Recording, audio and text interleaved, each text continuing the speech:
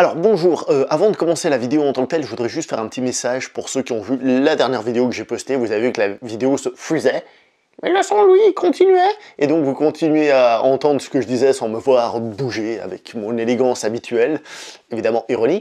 Et je me suis renseigné, en fait c'est un gros problème sur YouTube, on est plusieurs à avoir ce problème, ça a été signalé et normalement ça devrait être corrigé d'ici peu. Sachez cependant tout de même que du coup je vais tourner cette vidéo mais je sais pas exactement quand je vais la tourner parce que j'ai pas envie de la mettre et qu'elle soit saccadée puis que ça gâche tout quoi. Je vais essayer de la sortir en état correct. Donc je sais pas exactement quand je vais l'uploader, je vais faire des essais et le jour où elle sera correcte, et ben je la mettrai. Voilà.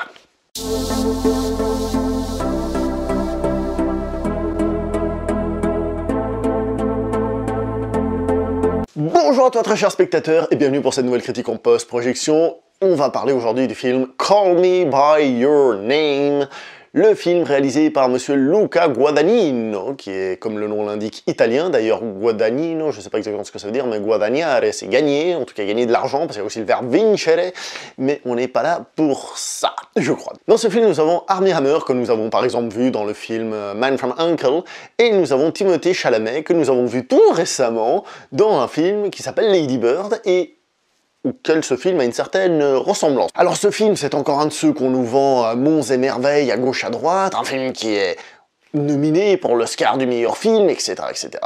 Et moi, personnellement, quelle note je vais donner à ce film? Je vais lui donner un 6 sur 10.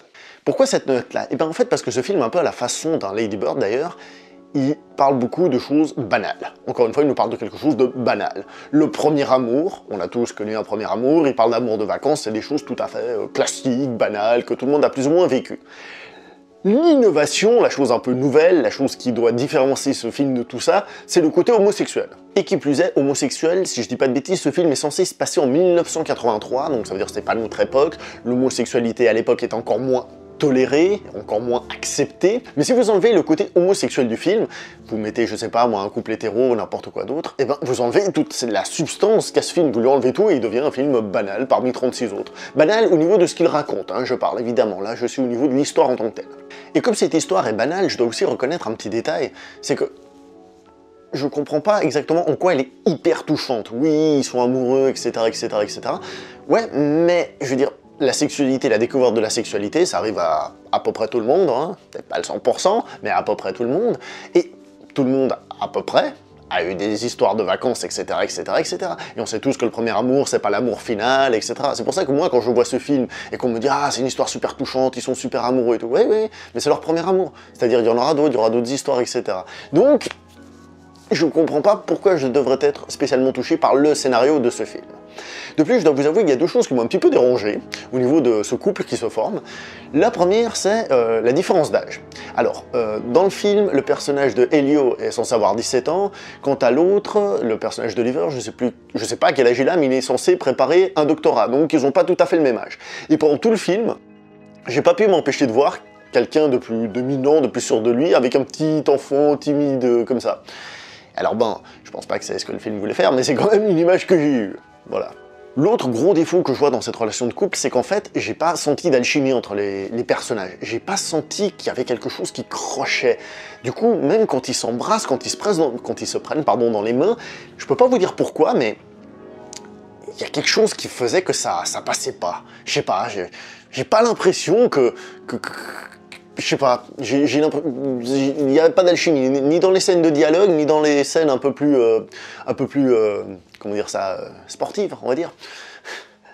À savoir que, à ce niveau-là, un film comme 120 battements par minute était vachement plus crédible. 120 battements par minute, je l'ai vu, à aucun moment je me suis dit « Ah tiens, non, là, je trouve que ça colle pas. » Oui, dans 120 battements par minute, ça marchait très bien. Le scénario a des petites subtilités à des moments, alors je suis même pas sûr de les avoir toutes comprises, parce qu'à des moments, il parle de choses que j'ai pas suivies, et je pense que ça doit être des références très italiennes, mais je vais prendre un exemple qui est assez frappant. Il y a une petite scène de rien du tout. Au bout d'un moment, ils vont dans une maison, il y a un portrait de Mussolini, et ils font la remarque « Ah, machin », et puis c'est un truc en italien, genre Popolo Italiano.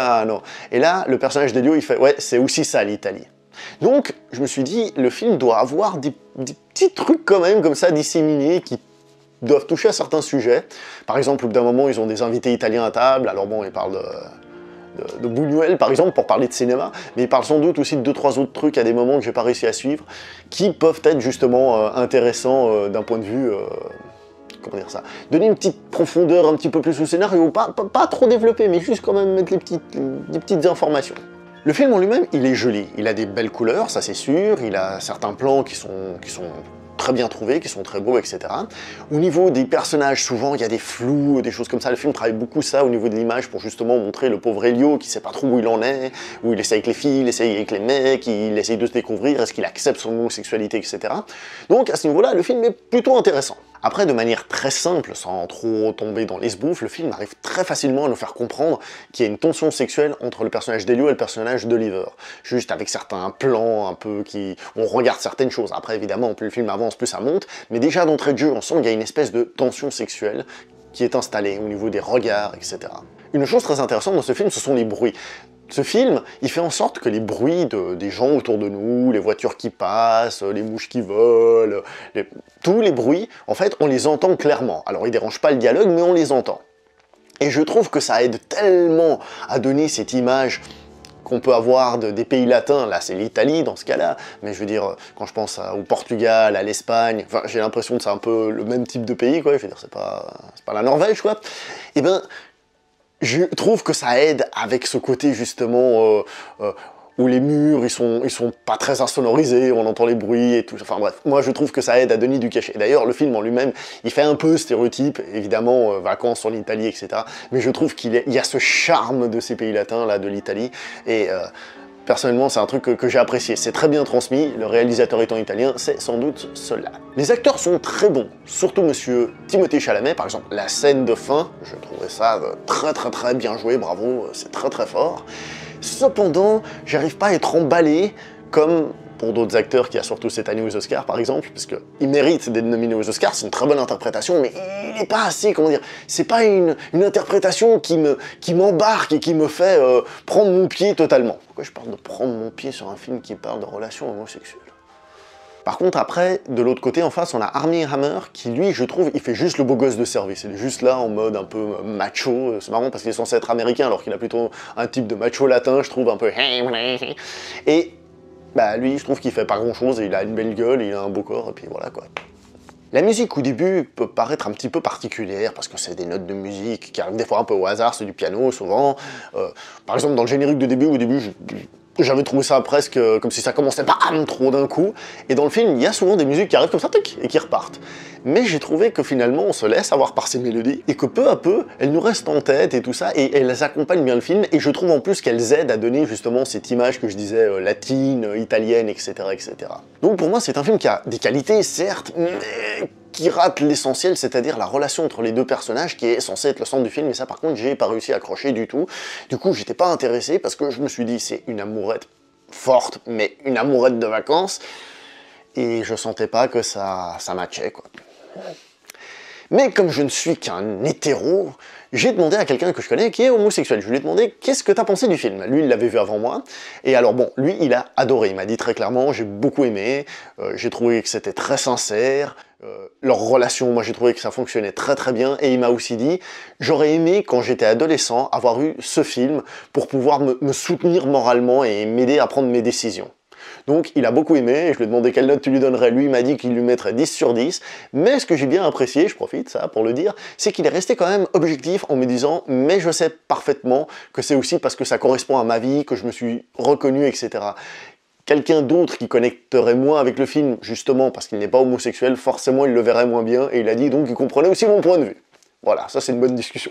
Bon bah voilà, j'ai dit à peu près tout ce que j'avais à dire sur ce film, comme d'habitude j'oublie des choses, on pourrait aller plus loin dans plein de détails, mais bon, le but n'est pas non plus de raconter toute l'histoire, même si là, comme j'ai dit, encore une fois c'est banal, donc voilà. Hein.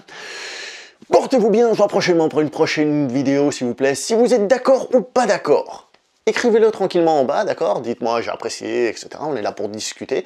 C'est rare qu'on arrive à se convaincre, généralement. Non, t'as pas vu ça dans le film, en fait, il est génial. Oh, ah bah ouais, en fait, il est trop cool, ce film. C'est assez rare. Mais il n'empêche que se donner des pistes de lecture et tout ça nous fait grandir. Donc n'hésitez pas à commenter, n'oubliez pas de liker aussi pour soutenir la chaîne, et de partager, ça aussi, comme ça, vous pouvez avoir aussi ce débat avec d'autres personnes. D'accord? On se voit prochainement pour une prochaine vidéo. Portez-vous bien, merci, ciao tout le monde.